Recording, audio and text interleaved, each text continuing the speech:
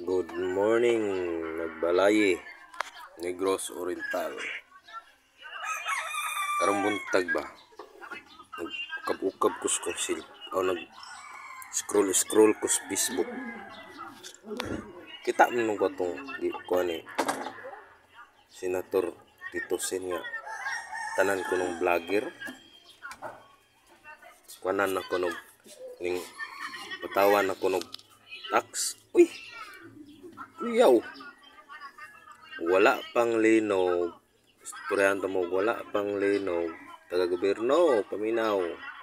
Wala pang linog. Nagtabang-tabang na ang uban nga nanay sweldo.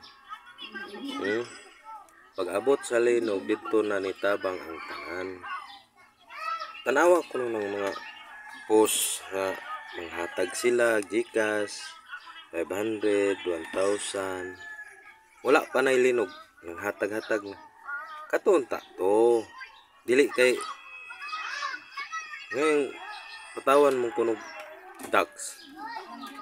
Ay naunhan mo og panghatag og ayuda kaysa inyo ha?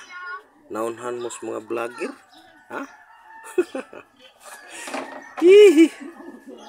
Mga vlogger. Unsa may inyong istorya ani?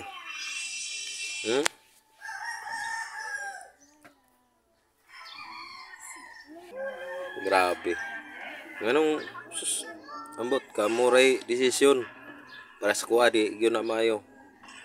Kanusatan ng tabang-tabang suko na sila. Kay kitang mga vlogger nauna og panghatag kaysa ilaha.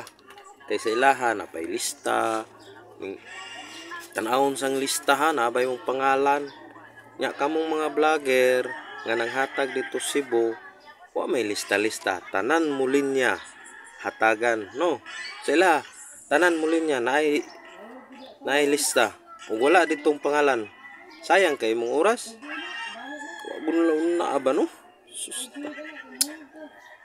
Dapat patawan ng 50% tax ang lahat ng content creators, maliit man o malaki. Ang dali kasing kumita sa social media ngayon, isang upload lang, libo-libo agad ang kita. Kaya patas lang na mag-ambag din sila sa buwis, tulad ng ibang nagtatrabaho ng todo.